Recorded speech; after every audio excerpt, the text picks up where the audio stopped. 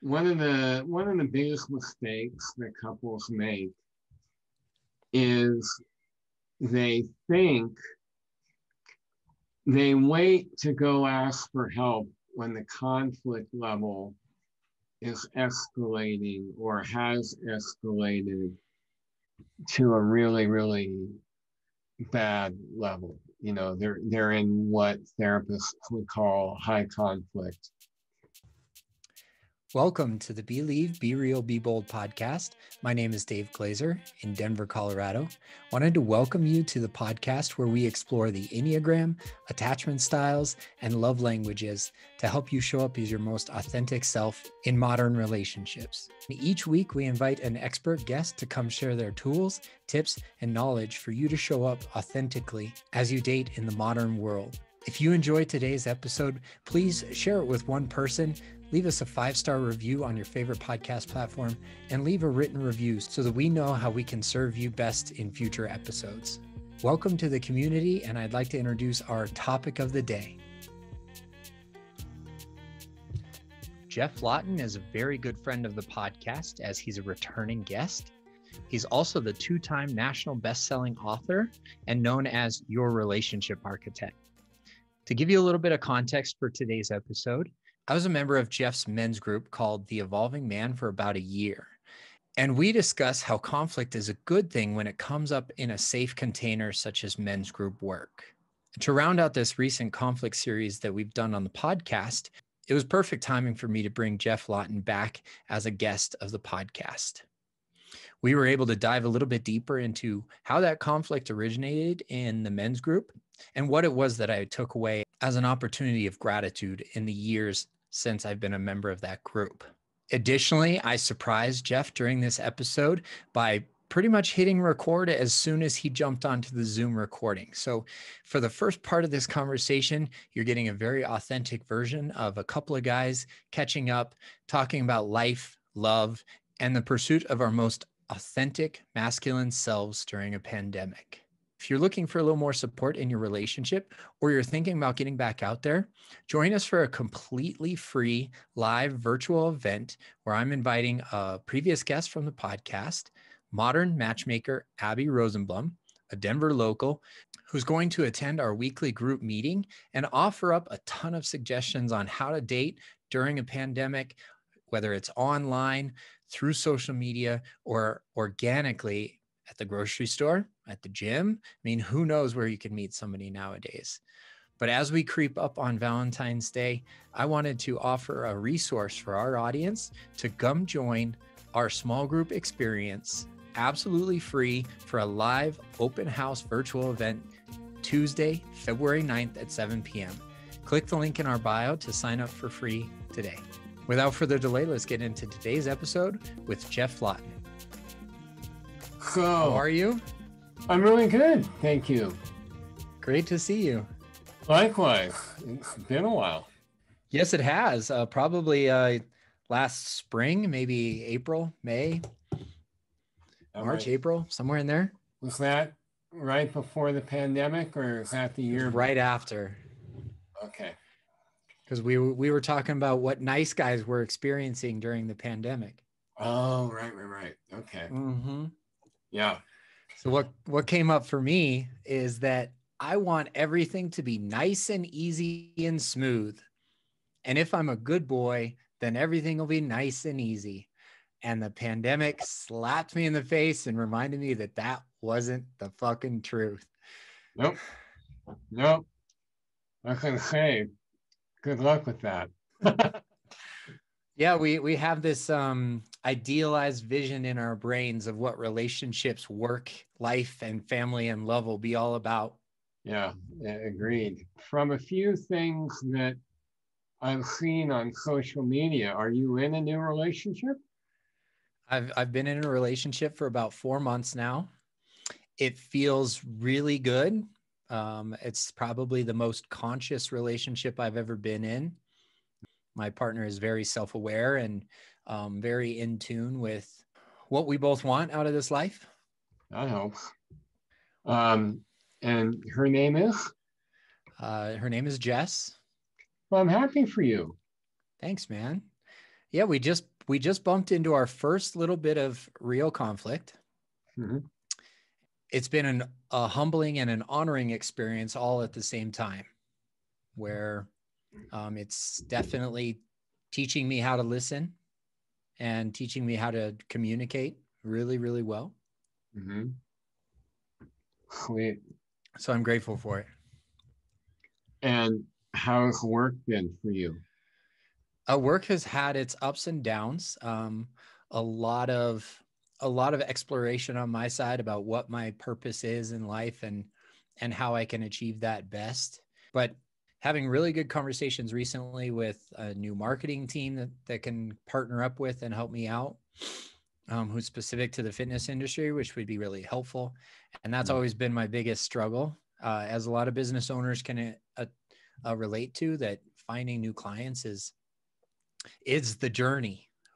We want to work with people and we want to do it to the best of our ability, but we may not also want to, or may not be best at juggling, finding them, serving them, having a little bit of turnover, finding them, serving them, etc. I have no idea what you're talking about. Tell me more about that, Geoff. Well, I've been at this a long, long time, and that is the struggle. And it's just really interesting in a year where I thought the pandemic might really hurt my business. I had the best year I've had in about 3 or 4 years, and I didn't market for any of it. I didn't push anything. I use a company that does, local search optimization for people, that live within 15 miles of Erie.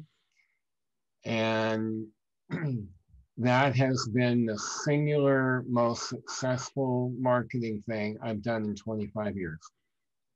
Oh, congratulations. That's awesome. I'd love to get connected with somebody like that. I'll send you the information. I have to find out who the new rep is for Denver, but they're a national firm. But okay. Somebody in one of the men's groups knew about them, and it was a guy in our track 3 group, and he had used them, and he didn't like them, but I like them. And I paid about $1,200 for a year's worth of their services, and I've made over 40 grand. Oh, congratulations. That's amazing. So the ROI is completely more than acceptable.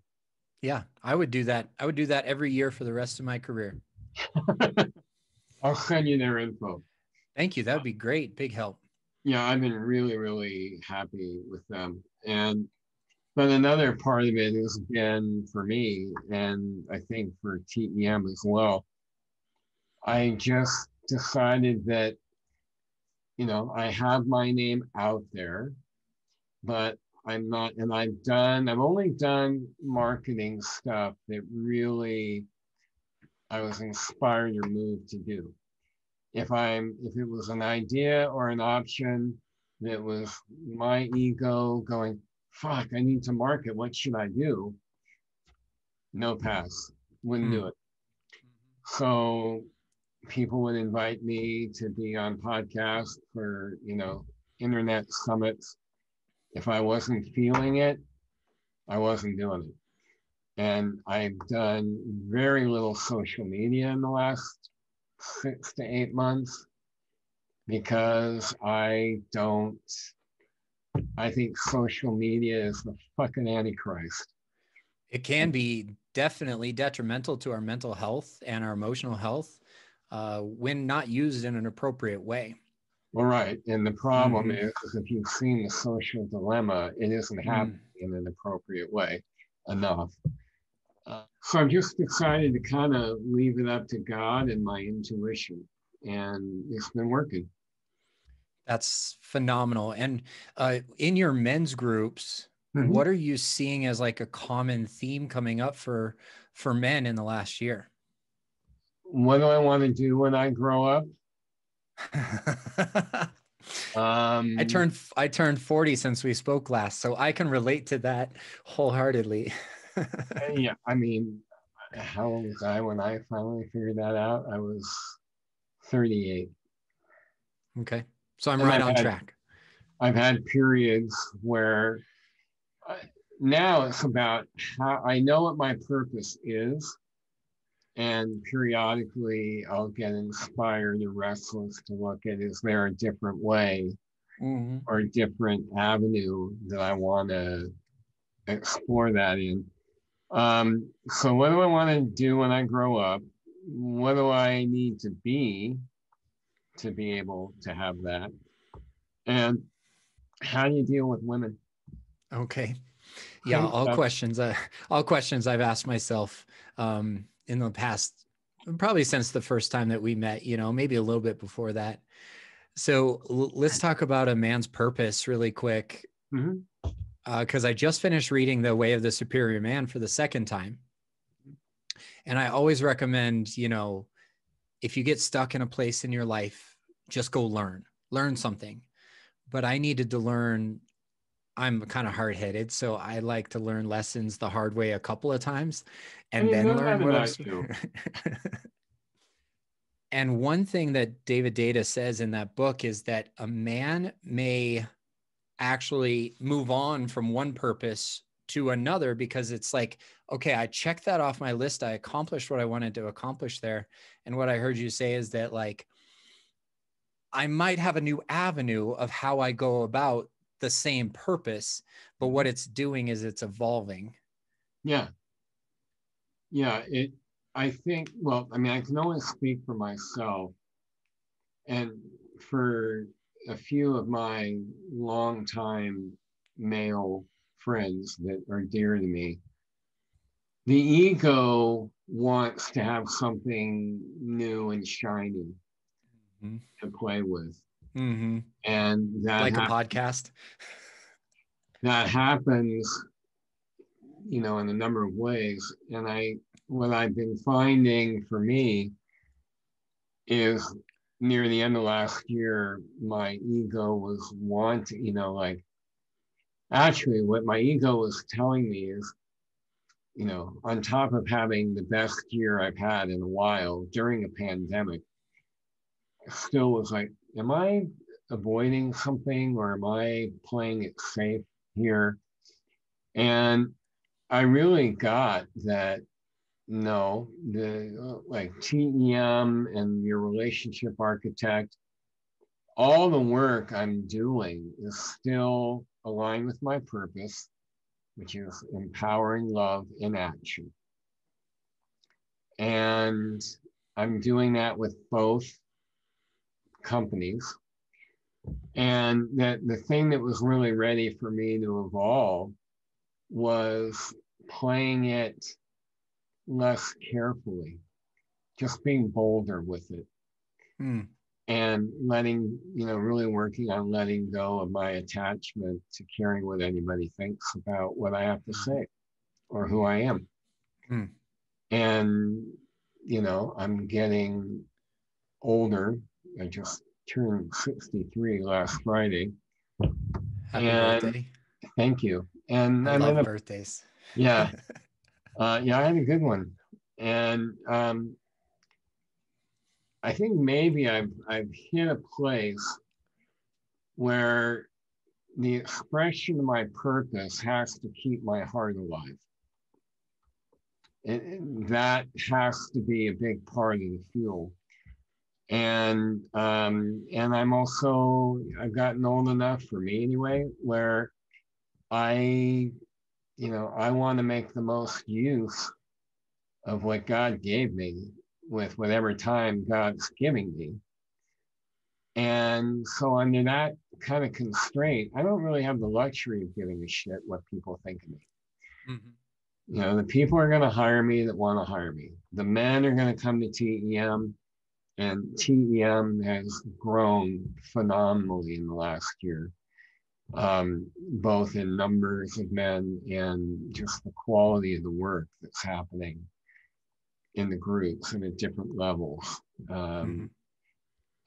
beyond anything that I could have imagined a year or two ago. So everything's going right. And I think that it really becomes over time, how do I get to use my gift in a way that scares me a little bit, but also just kind of gives me an energetic heart on it. So that's my secret to purpose evolution. Is an energetic heart on. Exactly. If you don't have that, you're still off. Mm-hmm. Yeah, definitely. What's going to make us leap out of bed every single morning? Right. And some of us may not have to set an alarm. Others may have to set an alarm, but not snooze 2 or 3 times. Yeah. I've gotten there. Finally.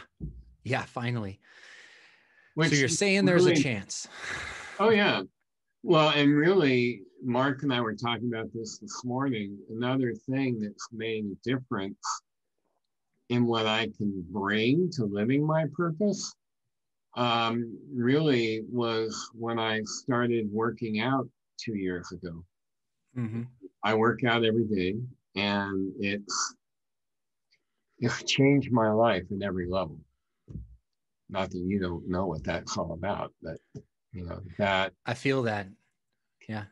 Definitely, I'm blown away. I remember Mark telling me that about 5 years ago. Look, if you just would work out and push weight and blah blah blah blah, yeah, no, I'm not really interested. And once I finally got on the bandwagon, yeah, there's no going back for me. Mm-hmm. Yeah, I can totally relate to that, because along the way, my personal growth journey has been through fitness and nutrition. And then studying it at Metro State, I understood that there is something called the overload principle. And when we overload our central nervous system to adapt to extra weight, we're trying to add 2 pounds this week, add 5 pounds the following week on what we can lift. Well, what that's doing us for as masculine energy men in this particular case, but for the masculine energy, what it does is it overloads, it pushes us to our edge. And it's a literal application of what will keep us sharp and what will keep us driven towards our purpose. Because when we no longer take care of our bodies and pushing our bodies to its limit and to our edge, well, then that's when we become, I think, again, I'll go back to David Data and the way of the superior man. He says a self-disciplined man is not a self-suppressing man. Right. And that self-discipline of getting to the gym, doing the weightlifting, is part of the process of fulfilling our purpose and staying on track with our purpose too. That's really cool to hear. I mean, that is exactly what's happened to me. And, it's hard for me to even, and I am not, I'm not a bruising, pumped up weightlifter. I'm lifting more than I ever have, but I'm not in that. I have 2 frozen shoulders, so that limits me a bit. But I've been adding weight from day one, and I can barely remember what it felt like to be me before I started that. Mm-hmm. So yeah, completely. With specific machines or bands or things like that, a man in your position could very quickly make transformation in his life. And using our mechanical advantage helps us become more physically empowered, become literally and figuratively having more of a backbone. So when we get to that third reason that you said men are coming up with this past year, I think it was how to deal with women. Yeah. What was the second reason that what's the second what trend do I that want you're to seeing? what do I want to do and be when I grow up? Okay. That's correct. So this exploration for our purpose is a common trend in the evolving man, which is what you're talking about, TEM. Yeah. And oftentimes it's a slap in the face, literally and figuratively, that causes a man to reach out for his purpose. Well, with a lot of our guys, what I found ignited a lot of it. I mean, some guys got literally or figuratively slapped in the face, but a lot of the men who have come into TEM in the last year and a half, most of them are doing really well professionally. But what they're noticing is they're bored to death, or they're dealing with depression. And also, they are really lonely, not just for a woman, but even more so, they're lonely for community, other men to talk to and listen to that are also really determined to keep growing. Mm-hmm. And that are willing to get really uncomfortable to do it. Mm-hmm. So if you're recognizing, even though they may not literally be fat and lazy, they've gotten energetically fat and lazy. And it's definitely unattractive to their partners. So if they are searching for a partner, that's going to be a major energetic turnoff for them. Yep. And I recall the first time we had our conversation, you invited me to attend a couple of TEM meetings, and I willingly did, because I was looking for that community and a group of better men to surround myself with. And I certainly found that in a couple of our members who we still connect and walk our dogs around City Park, which is awesome. Golf with one of them last September. And then, check in via text. Hey, how you guys doing? Can honestly say that I got out of TEM what I was looking for, which was a better community of men. Yep. I was hard-headed and stubborn in other areas, and I chose not to go all in with other areas of my life, and it caught up to me, that's for sure. So when I think you talked about it, growing more than you would have thought in the last year or two. Well, certainly spending a year in TEM and then growing beyond in my own adventures and new adventures in my life, I would agree that I've grown. Yep. As a result of the time spent in TEM, but also the time away from there too. Taking what I learned of growing in community with other men to my community and my fitness business. Okay, how can I serve? Yeah. What did I see the other day? I got a couple of questions for you. I saw this: boys save, men serve. Boys plural or boys save and men? I think what the quote was talking about is like a hero archetype in the immature masculine of like, oh, I'm gonna be the white knight, or I'm gonna ride in and I'm gonna save my partner or save. Oh God, yeah. Fix. And then when it comes to being a mature masculine, now our purpose is service. Right. And I thought that was a very succinct way to describe the evolution that we can go through as men.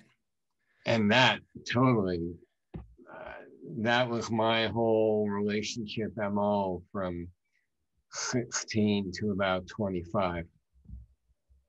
So, yeah. Sure. Yeah, it resonated with me. Yeah. The other question I have before we jump into like the meat of our conversation, but like I reread No More Mr. Nice Guy in the spring, which again, I have to be told multiple times, here's your lesson, Dave.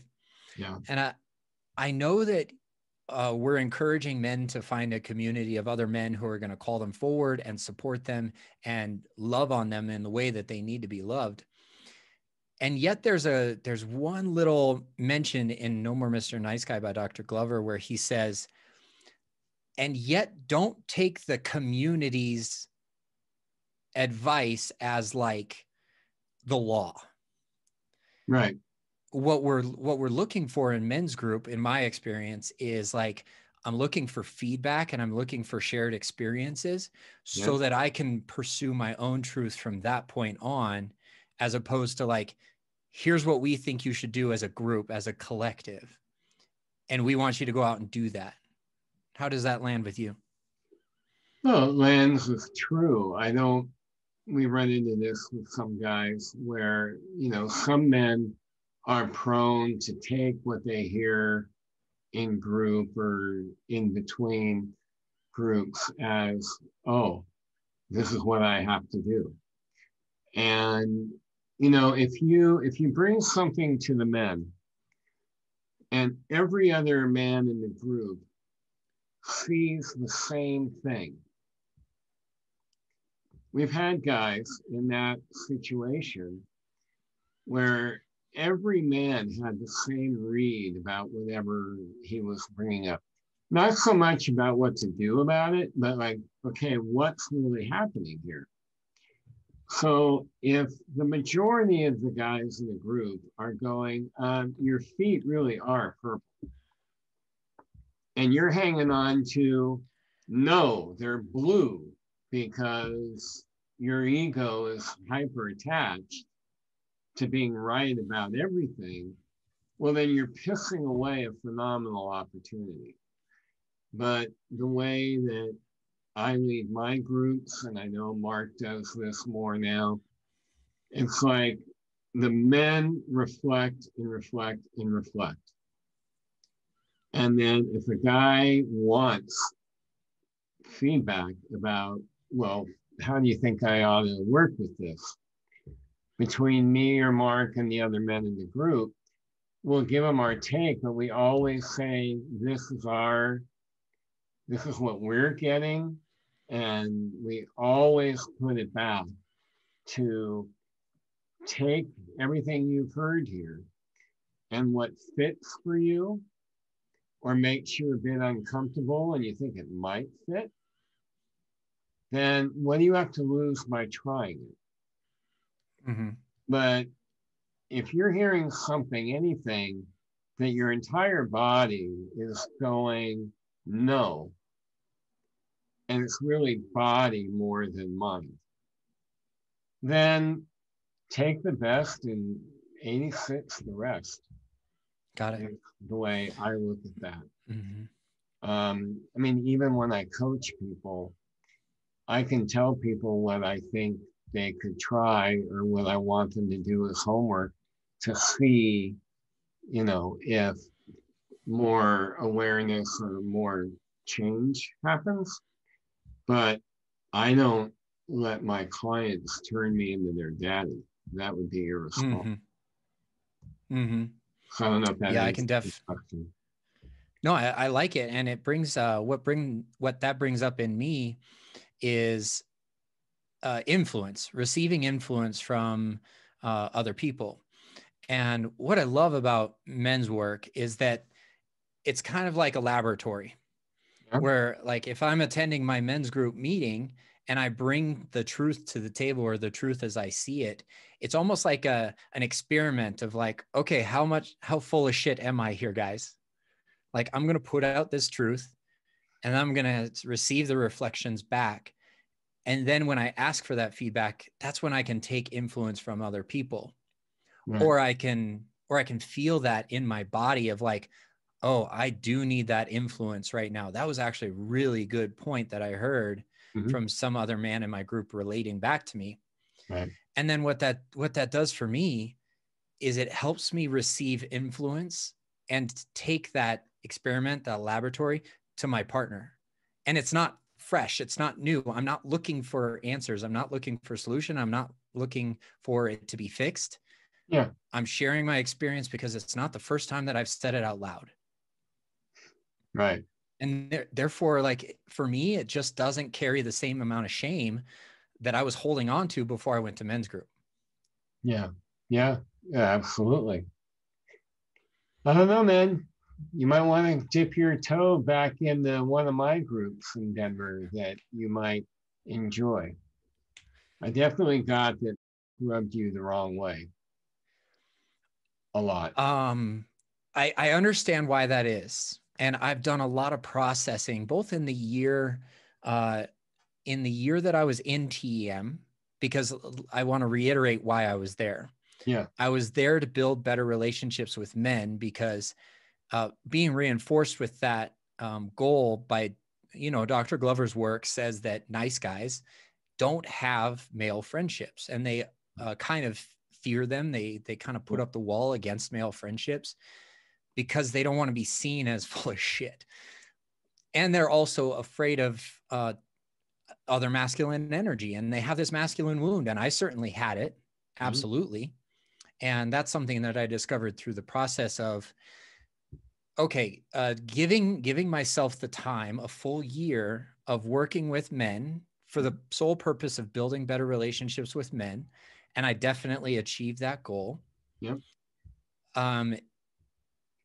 And then since then, I'm sorry, I won't move on from there yet. But also deciphering, okay, I can be in this room with other men who don't necessarily agree wholeheartedly with me, and still come away with something great. And that's another thing that I've learned about conflict, is that conflict can be really enriching to both my masculine friends' relationships, as well as my intimate partner's relationship too. Right. Is I'm not shying away from conflict. So if I had gone into TEM and then experienced being rubbed the wrong way and just bailed, well, then I definitely would not be in the mindset of healing any wounds that came up for me there. Right. Okay, well, if I'm in an environment where I'm making really good friendships with men, I'm not necessarily trying to be friends with my facilitator, right. Which, to your point, like, you're not trying to be my father. Right. But if my father wound needs to be healed in a room like that, I can certainly accomplish it there, unless I quit. And so I chose not to quit, even though, like, to your point, it just wasn't necessarily always sunshine and rainbows. And what it came down to near the end of that year that I spent with you guys in TEM, mentioned that he had taken the Enneagram and he was a challenger, which is my same personality type. Mm-hmm. And what happens in the fantastic world of the Enneagram is that when two same personality types get in the same room and they're on different levels of health, they're going to rub each other the wrong way. Yep. And I took that as a very big learning lesson for myself of, like, it doesn't matter who's in the room. I'm not going to placate. I'm not going to be a people pleaser. I'm going to have a backbone. And I'm also going to take away the benefit of the conflict versus just slinking away in my former people pleaser, nice guy behavior and just quitting when I come up against hardship. It's like the same experience we have when we're lifting weights. Mm-hmm. I didn't hit that max today when I wanted to. Am I going to quit? No. So what did you hear? I'm really glad you brought that up. And what did you hear? What did you hear me say in there? A few things, one, that you appreciated the rubbing, the friction that was there as 2 sevens, if I'm remembering correctly. Eights, yeah, eights. Eights. Yes. I mean, really, overall, what I took from what you just said is you went in initially wanting to develop a different kind of relationship with men than you were used to. You achieved that with several of the guys. And also you went in being okay with the idea that wounds were going to manifest themselves eventually, and that the friction within the group at times allowed you to really, get more healing of those wounds and to strengthen your literal and proverbial backbone. And so you got what you needed, and that you could appreciate where the dynamics can sometimes get difficult. And even that you're able to put in a bigger contextual perspective of, well, it all serves. And that's what I took away. Mm-hmm. Yeah, I appreciate that reflection. It's definitely something that validates, and I appreciate that. It validates my experience, but also understanding that part of the lesson learned was saying, okay, enough is enough. Yeah. I've received what I've needed to receive in the year that I gave it, and now it's time for me to be a big boy and say, hey guys, it's been great. I need to take a break because I was spread very, very thin. Yeah. And appreciated the time and the exit too. The exit was nice and smooth, and the transition was transition was equally as empowering as the rest of the time. Yeah. And I took a break both from counseling at the time and from men's work, but I continued to do other work here on my own with my financial pillar of health, and then got slapped in the face in mid-March from a few different places, not just the pandemic. And then sought out my current men's coach, which now I'm a facilitator for one of the weekly men's groups. And I simply just create this space via Zoom and stick to a structure that puts boundaries in place. And I'm able to see more reflections while also leading men towards wherever they need to go. Mm-hmm. Are you working with Brett? Or not Brett Hackman? No, I'm actually working with Connor Beaton through Man Talks. Oh, yeah. Yeah. Awesome. Yeah. It's been really rewarding. And when I joined the community, I knew I could get out of it what I was seeking. And that was the healing the masculine wound for me. What I also knew was going to be true for me is like, I'm going to step up and be all in and volunteer to lead a facilitated group. At the time, it was every other week, which fit into my schedule. Now it's every week. And that was my next level of growth and progression that I wanted to take in my own healing of the masculine wound. Mm-hmm. Awesome. Good. Glad it's working for you. Yeah, I appreciate that, Geoff. And when you reached out, you wanted to bring something new to the table. I think you have a new project going on. Well, I have a chapter in a new book that I could talk about, but it was more not so much that I had anything to push, but I just enjoy when we do these, and figured between you and or me, we think of something interesting to talk about. So, and I'm always interested in being able to let people know that TEM exists. Yep. Yeah, definitely. It's a resource that's on our list of things to promote within our fitness community, because they're not separate. You know, working in a group like TEM with men's work, and your physical fitness and nutrition, they're completely intertwined and interconnected. Yeah. Yeah. And, we could also dive in a little bit to the impact of the pandemic on relationships. Oh, completely. One of our other podcast guests, we chatted frequently, and in May or June, she's like, Dave, why do you think relationships are ending during the pandemic? And there are a lot of reasons, and we can't cover all the reasons in even just a full day's workshop. Right. But between you and me, I think we could come up with a lot of different reasons why conflict is heightened at this time. A few that come to mind are, we're spending more time with each other in solitude, yep. In isolation. And the more time we spend together, the more opportunity conflicts come up, not just in romantic relationships, but in roommate situations and in family situations. Right. So there's one that stands out at me. I do know that alcohol and drug use is up since shelter in place began last March. I've taken I've taken a good long break from alcohol, 4.5 or so months. And I understood what an impact it was having on my life up until July, from March until July. Sure. Yeah, there's a couple different angles we could go. I have a teeny bit more of a cynical viewpoint on it, but it's cynical in the sense that you could talk nice about either of those two reasons. They're both completely legit. But what my take on it is that however those two things play out and create more conflict,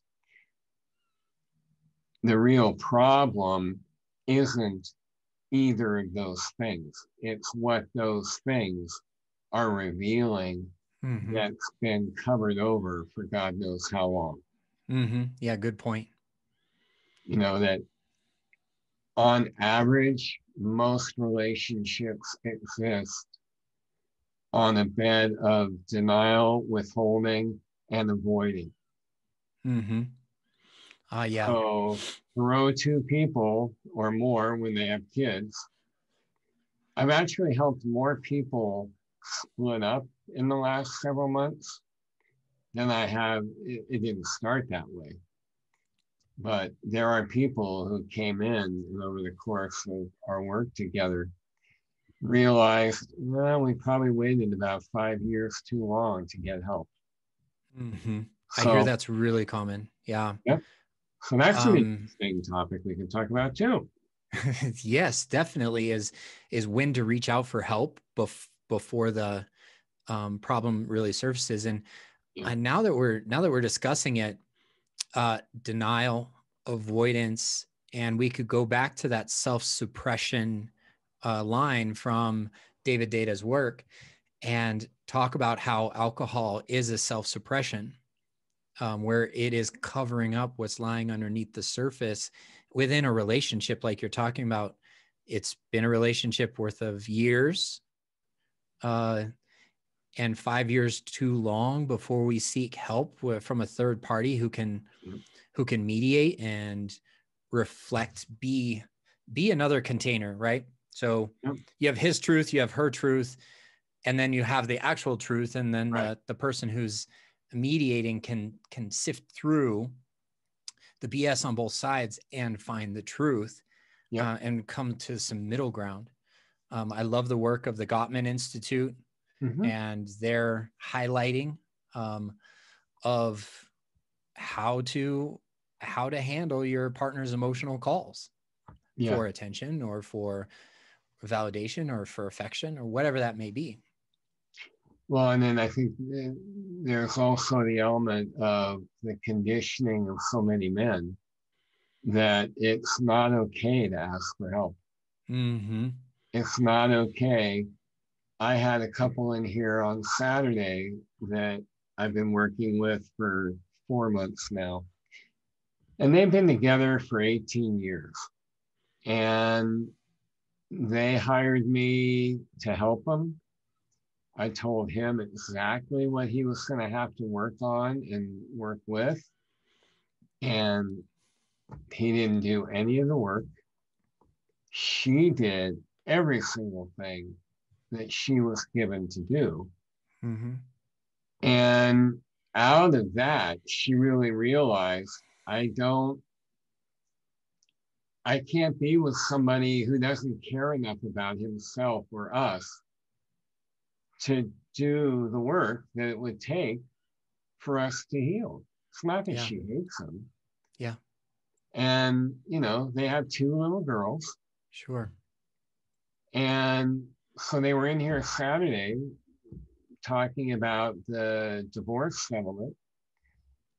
And just before they came, he told her stuff about his childhood that he had never in 18 years revealed. And the look, and I think she actually said, if you had told me that years ago, I would have been totally there to try and support you to heal from it. Mm-hmm. And then he's in tears going, I wish we'd met you 5 years ago. Yeah. So that all that to illustrate that another big problem that's mixed in with this pandemic stuff is men that have fallen prey to that conditioning, which millennial men have less of for whatever reason.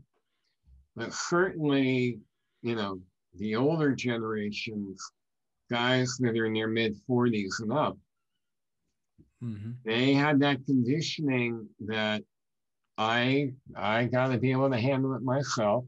I got this. And they're saying I got this on their fifth drink at the bar after work. I got this. I mean, it's heartbreaking. So I can always have shit to say about that. Yeah, of course. Definitely the generations are teaching each other things. Like we're talking about 40 and up, which I just turned 40 last year. And I certainly learned not to ask for help from the generation prior to myself. And as a father myself, you're a father. Your boys are older than my daughter is, but they're men. I look at with families of their own too, right? Yep. And I look at my daughter at 18 years old as one of the most emotionally intelligent 18-year-old women I've ever, I don't talk to very many, but she talks like they're 18, Geoff. It's okay. It's no, that reminds me. Yeah, she and I are having lunch. She and I are having lunch at a restaurant that we like near her place. This is before the pandemic, and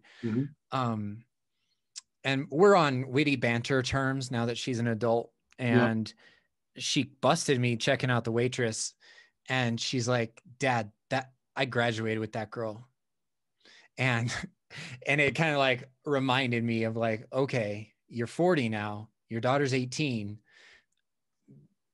She's gonna call you on your shit. So listening to my daughter talk does not reflect necessarily the same message that the generation before my own was teaching me. Right. Because we talk about ending generational trauma. There's 2 points in my life where I've sought out a counselor. The first time I was really young at 19 or 20, somewhere 20.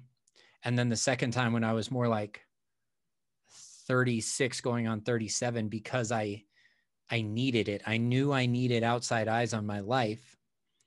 And that decision helped change the message that I'm giving to my daughter. Absolutely. And then going to men's work at the same time as counseling. Of course, I get two different perspectives there. One is the group environment and the other is the one-on-one counseling. Both have their extremely good benefits.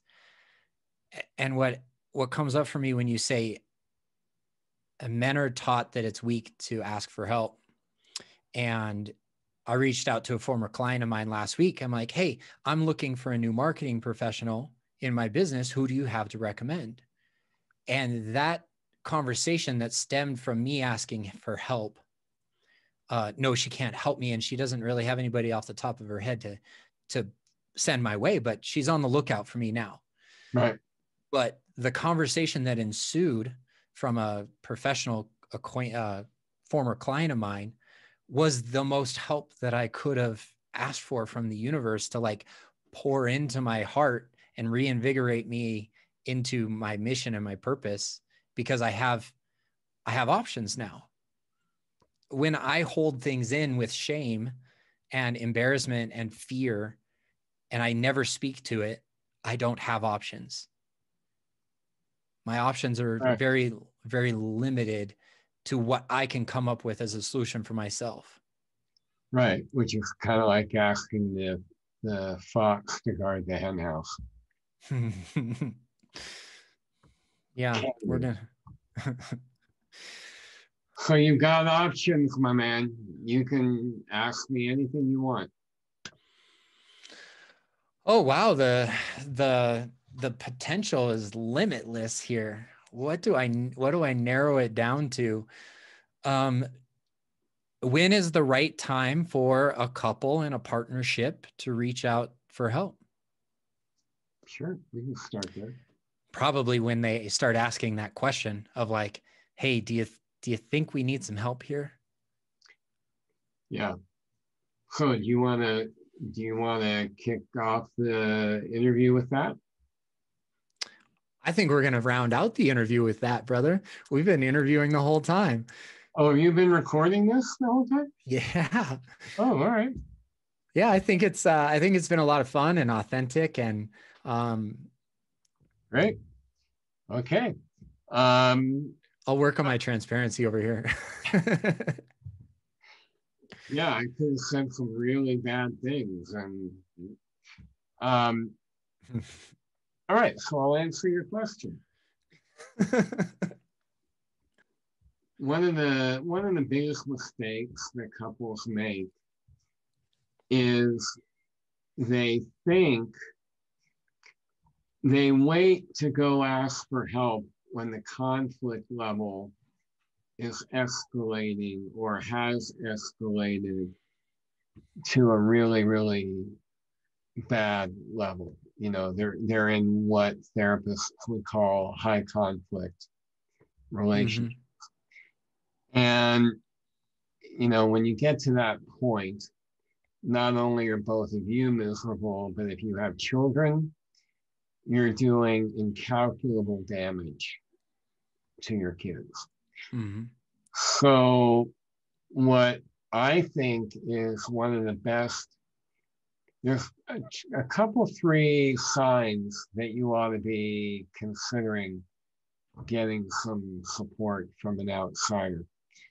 One is your sex life has virtually disappeared and you're under 50. If you're over 50, there are a lot of other reasons that could be happening. But if you're under 50, and particularly if your sexual attraction, your sexual chemistry was a big part of what brought you together in the first place and held that place for several years, and then it starts to fall off, it's at least worth looking at why that's actually happening,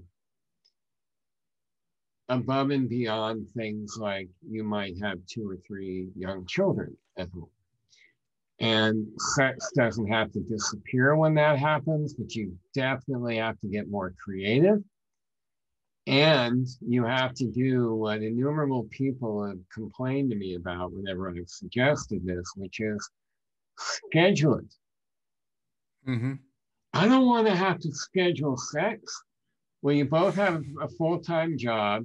You're living in a fucking pandemic. You're having to take turns helping your kids on homeschool online. And then you think you're just going to be really hot for each other after a full day of that? It ain't happening. Mm-hmm. So, but more to the point is if that's starting to cool down, it may not mean your relationship is in real deep trouble, but it certainly is an indicator that one or both of you is sitting on stuff with your partner that you're avoiding, back to my earlier comment. Mm-hmm. So that's one thing. A second thing is touch in general.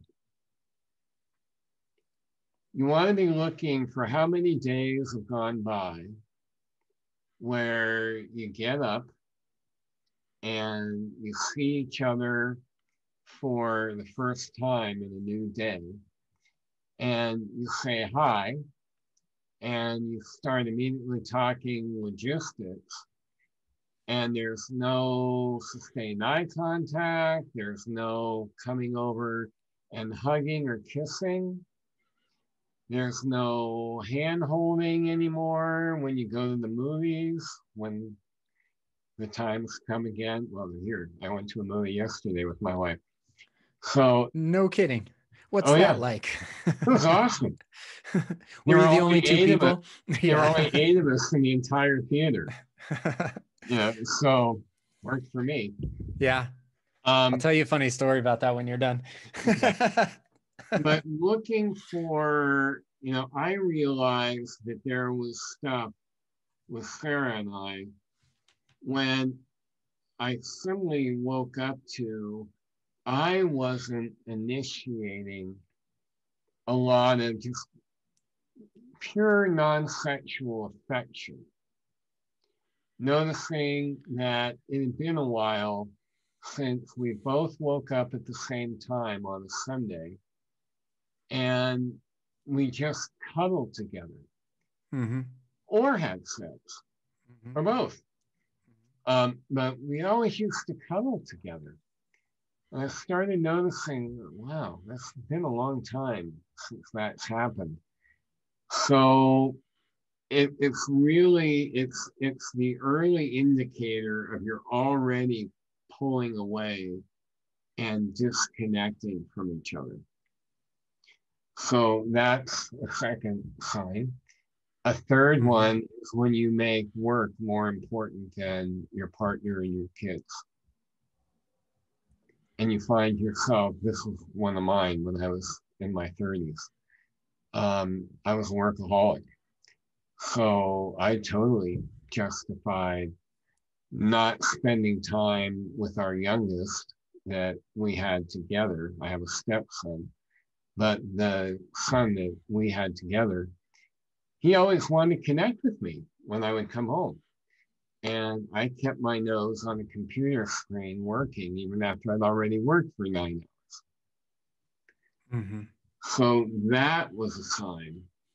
But this is another thing that has shown up with a lot of couples that have been in lockdown is each of them are used to either both of them making other things more of a higher priority, or one of them has not been happy about that, and the other one has been okay with it, suddenly doesn't have the easy avenue to that.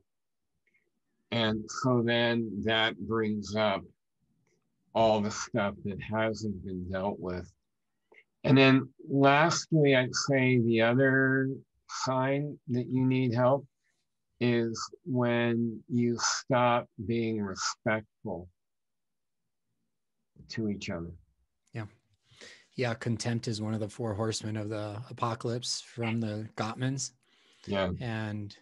And yeah, contempt is definitely a wedge and a knife that can be very divisive in the home. So I hear what you're saying on all those points. And it'll often start, by the way, as, before it goes to pure fuck you, it starts with little sarcastic barbs. Or an eye roll, or a body language where I'm turning away from my partner, right. Not acknowledging the small things like cooking together, and then, what did you say? Right.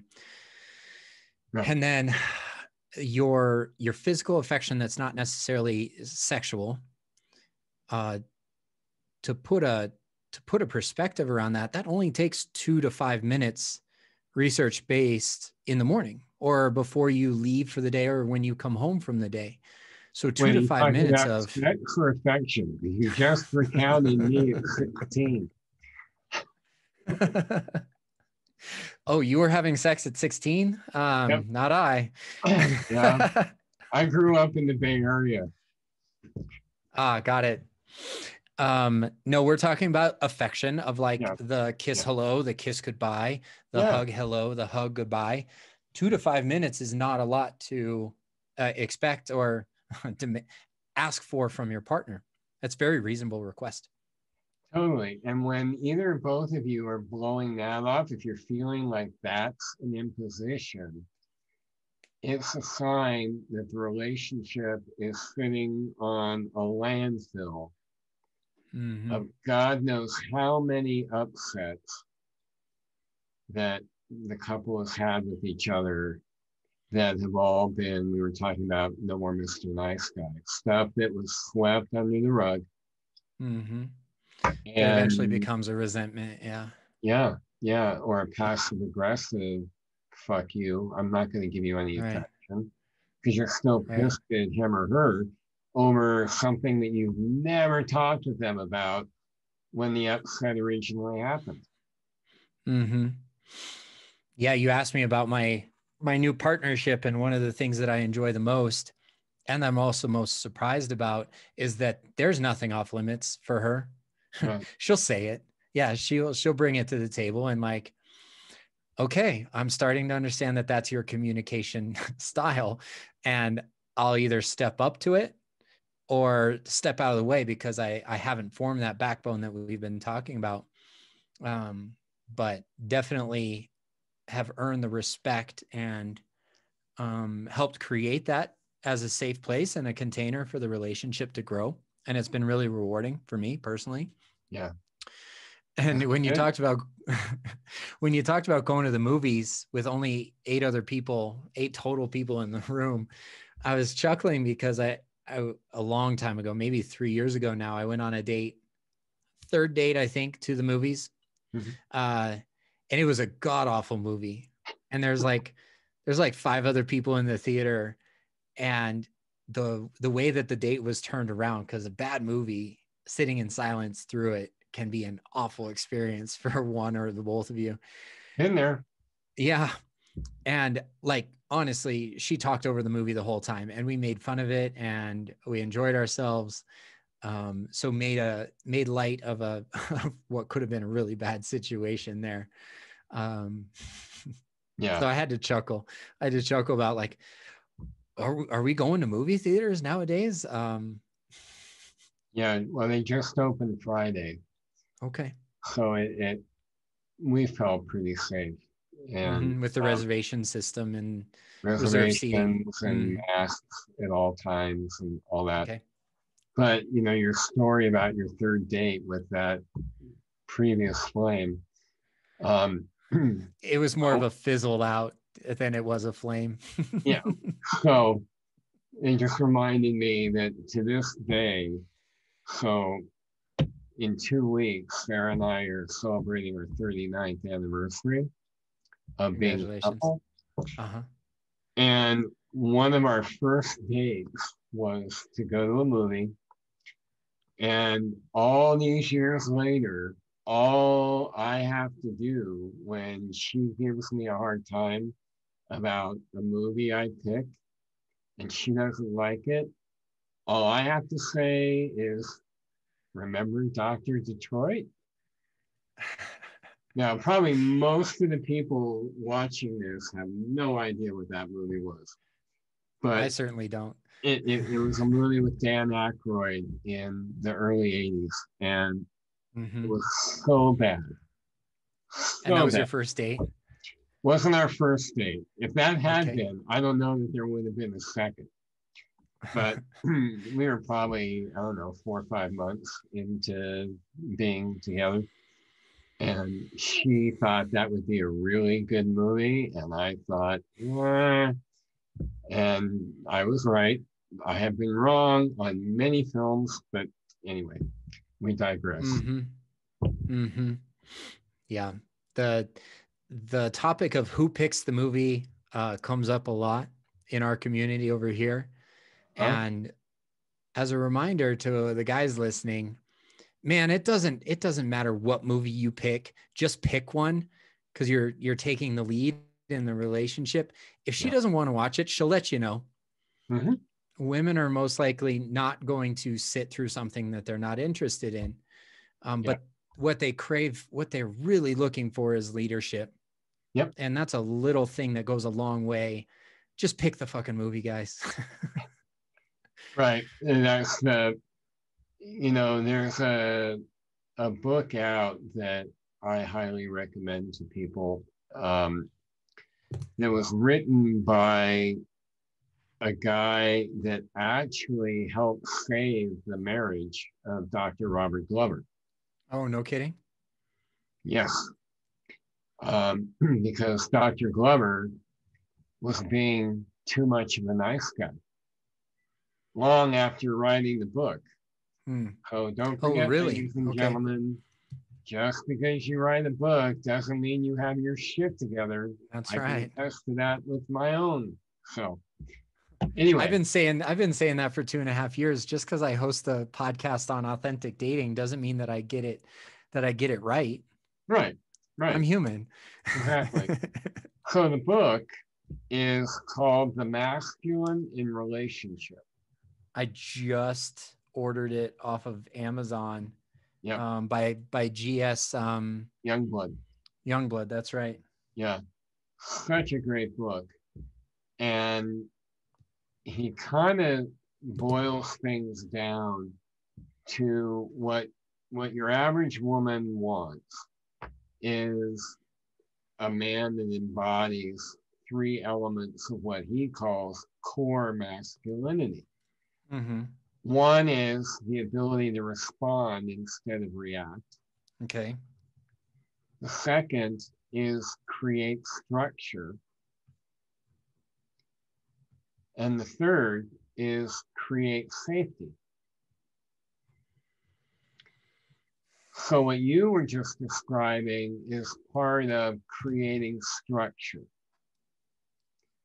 Imagine how a woman might feel if all your interactions, or the majority of your interactions, what movie do you want to see tonight, dear? What do you want for dinner tonight? What restaurant would you like to go to? Would you like to be on top tonight, or is it okay if I'm on top tonight? Yeah. Stuff like that. It's like, Jesus. Yeah. Make a fucking decision. And that is part of creating structure, because a woman will say if something isn't going to work or if it stops working. But I know that every time I plan an evening or an outing with Sarah, and I just say, okay, we're going here and we're leaving here, and we're going to get there by going there. Most of the time, she's like all over it. And if there's any part of it that is really not okay with her, she says so. Yeah, she will, for sure. But she spends enough time having to manage life every day. I think women really appreciate when we are, courting them, even if you're already in a relationship with them. Keep courting them. And that's a great way to do it. Agreed. Yeah. So we're up against the clock, aren't we? We are. I just missed a call from a client I was expecting, and I know that your time is valuable too. So before I let you go, Geoff, what's the best way for people to get a hold of you? Let's remind us after the third time you've been a guest on the podcast now. So men that might be interested, or women who have men that might be interested in learning more about the men's work, you can go to theevolvingman.com, and there's a contact me link there. If you're wanting to get some support around rehabbing your relationship, or seeing if it can be, renovated and all that, you can go to yourrelationshiparchitect.com. And my email is Geoff, Geoff, at yourrelationshiparchitect.com, or Geoff@theevolvingman.com. So, and I have a YouTube channel with lots of videos on it that you can find on YouTube. It's Your Relationship Architect. Awesome.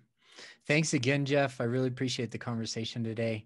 Thanks for having me. I've grown from it. Yeah, I've grown from it. And let's catch up again in 6 months, because our relationship can go many, many different directions from here. Exactly. Well, I love it. Thank you for having me back 3 times. I appreciate it. Yes, of course. My pleasure. Okay.